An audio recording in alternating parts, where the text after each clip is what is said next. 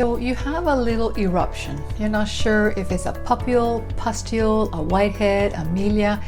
And if you're a picker like me, you're going to get your two dirty little fingers like that and try to squeeze it out. So today I'm going to show you exactly how it's done. Of course, the proper way is to go to a professional so they can remove it for you. But I know if you are like me, we're not going to wait for that. We want to take the matter in our hands. So let's get started right now. So very quickly, let me introduce myself. My name is Maria from Vancouver, Canada.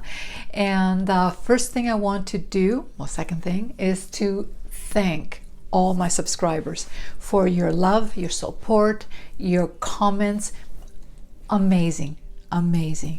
That gives me the fuel to do more tutorials. For the people that do not know me, I hope that you will enjoy my topics, my tutorials, and you decide, hey, I'm going to subscribe. So you might say, Maria, what is it? You know, like they all look like papules, or some will have little pussy thing, or Maria, I'm touching it, or it's under my eyes, it's not coming off, or it looks like very fleshy. So right away, if it is a melia, you cannot really squeeze it out, and I do have a tutorial on that, so please look at that because there's a total different technique about melia. If it is syringoma, which is very similar to melia, only it's more fleshy, no matter how much you squeeze or cut it, it's not going to go away, and I do have a tutorial on that too, on syringoma. If you have fungal acne, actually you cannot really touch it. Actually, you will make worse a situation on your skin if you start scratching away, or if you are scrubbing or putting acids like hyaluronic acid. No, if you're putting any AHA, salicylic acid, it will not work. Actually, so the main focus today, it's how do I pop this pimple, and also is it the right pimple to pop? Because if you start squeezing a papule or little nodule, you're actually making it worse. I do like to show you diagrams, because through diagrams, they say a picture is 1,000 words. So let's eliminate the 1,000 words and let's look at the picture.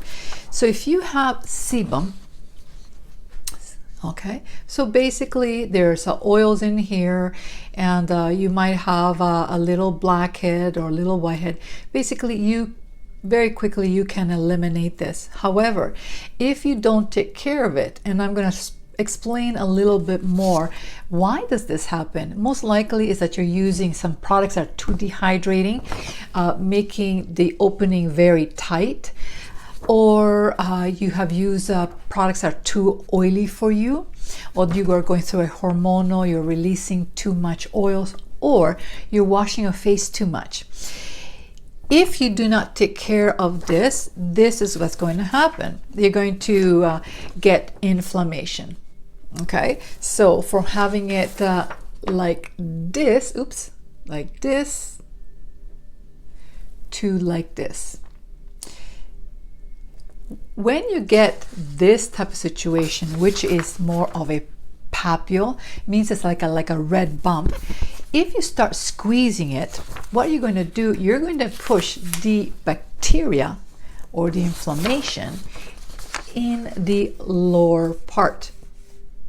So you're trying to squeeze this, nothing is coming out except maybe some white, not even white stuff, like nothing, like liquidy stuff, but nothing is coming out, and you're going to cause more problems. So tomorrow you're going to have maybe a bigger bump, or maybe instead of one you'll have two. So the key to all these blemishes, it doesn't matter if it's papule, pustule, it needs to be preventive. So quickly I'm going to go over step by step of the things that you need to do, and I promise you, if you do follow them, you will see major results. So the first thing I want to mention is to cleanse your face only once a day. If you overwash, basically, you're going to overstimulate the oils in the skin. So please look at that tutorial. And use products that are not drying or irritating. Why? Because if you do use products that are drying and irritating, you're closing the pore, and then the oils, they cannot come out. So you know what's going to happen there. I also advise to get yourself like a little brush, a spin brush. Okay, put a little bit of cleanser, and you go into the area. Now, if you have a lot of papules and pustules, please do it very lightly, because you do not want to open the pustules or papules. If, like say on the nose or on the other area, you can put a little bit more pressure. So these little gadgets are actually quite good to clean and to prevent. Also a scrub, but the scrub needs to be very light. Don't over irritate your skin.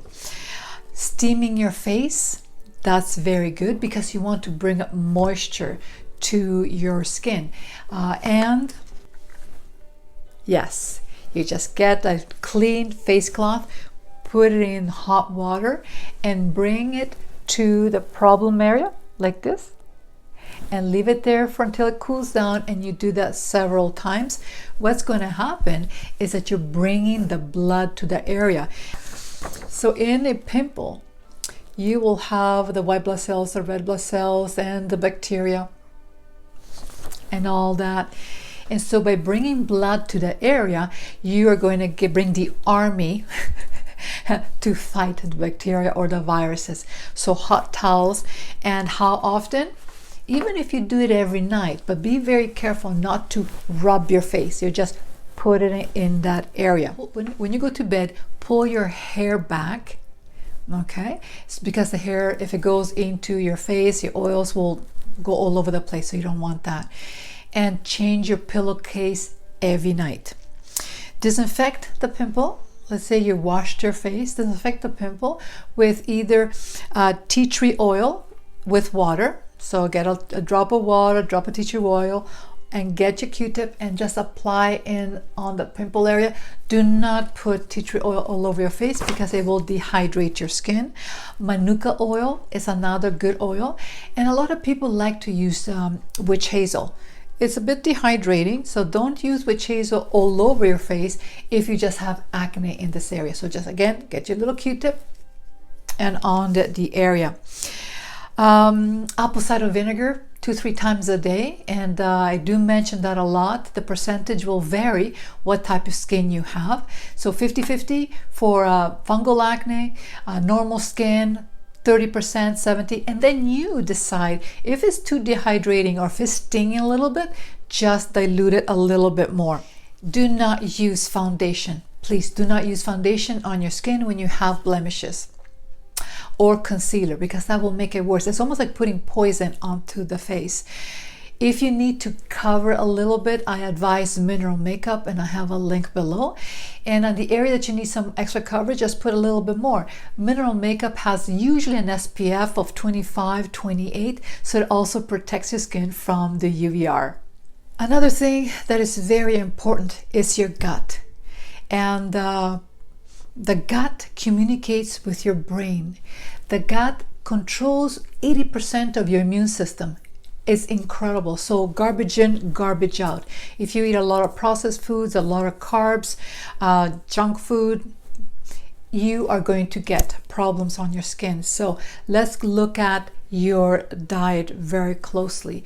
And the last thing is drinking a lot of water and taking your probiotics. Drinking a lot of water will clean your gut. So if you have whiteheads, okay, and they're ready to be popped. So let me show you a couple of pimples that you should not touch and some of the pimples that you can. Okay, so if we look at this one here is ready because it's mainly pussy and very little redness. But you see this one? Can you see? I'm gonna get closer, okay? That it has a lot of redness, a lot of inflammation. Can you see that? But not enough infection to be popped out. Even this one is not ready. So if you're going to squeeze these two, you're going to cause more problems. The pus and the inflammation is being pushed down below into the skin, and then tomorrow you're going to have a bigger pimple, more inflammation, and you don't want that. So what you want to do is to see a pustule that is mainly white. Okay, I have another picture that's actually quite good. Okay, so you can see that there's a little bit of redness, but mainly the pussy area. So you are not going to do this. That means that you're not going to get your dirty finger little nails and do this in front of the mirror, because tomorrow, instead of having one, you're going to have 2 or 3 pimples. So please do not do that. Okay, and so the first thing you want to do is to clean your hands and disinfect that area. And I always say like a mild scrub will help, because what you're doing, you're taking away some dead skin, but please has to be very gentle. Then I would like you to get the hot compresses, because you're softening the skin. So those few steps are essential. That's the first thing you want to do. Next, once you bring the blood to the area and the skin is nice and soft, disinfect the area again, because disinfecting is important, because in the pimple we have bacteria and we don't want it to transmit another area. And then what you need to do is to get a sharp disinfected needle or a lancet. Okay, something like this. So right in the center of the pustule, not papule, pustule, you want to make a little incision. If you can get lancets, something like this, can you see that? There's like a little sharp, yeah, these are lancets. Okay, yeah. And this one here is a very sharp, and you can kind of make like a little incision, and I like to use these ones a lot, especially for milia. So once you made an incision with a disinfected needle or with a lancet, that is the time that we can extract. But you're not going to extract with your fingernails. You have to do it either with 2 Q-tips. Okay, so you go in that area, you can do it with 2 Q-tips, and you go right underneath. Or you can get your fingernails covered with a Kleenex, and then you can squeeze it out. So let's see here. So you're either going to do this. Okay, so your fingers are covered with a Kleenex or paper towel, and what you need to do, you need to go right underneath. Okay, or you're going to use, oopsie-daisy, 2 Q-tips, far apart enough. And you want to go right underneath the skin. So let's say the pimple is right there. You don't want to go too far, no, or too close, because too far you're not going to do anything. Too close, you're going to most likely push it in. So you want to have a good distance, and you go underneath and then gently push it out. Particularly, I like to use my 2 fingers covered with Kleenex, because it gives me a little bit more control. One of the instruments that a lot of individuals use, it's the comedone extractor. Okay, I don't like it. So you can kind of see this is on one side, and then at the other side it's like a little bit bigger. The only time I use the comedone extractor is inside the ear, because I cannot put my fingernails in. What you're doing with this, you're actually pushing the things, the pustule, the papule, whatever the pus underneath the skin, and that is not good. Okay, there's a picture here, an individual using the comedone extractor. So it kind of makes sense. So if, let's say I have this, and then I have the comedone extractor, and I go right on it like this, and I spread it. Okay, I go squeeze it, push it in, and spread it, and it's not good, because you're pushing it down. You want to, and what they're saying by pushing it down, the pus comes out. No. What you want to do is go into this enough distance and go right underneath, and then you want to squeeze it out. If you have these many and you're getting overwhelmed, I would not start playing around too much with it. If there's one or two that is really big, please do your process. But I would advise you to look at more at your diet. So I popped my pimple. Now what do I do?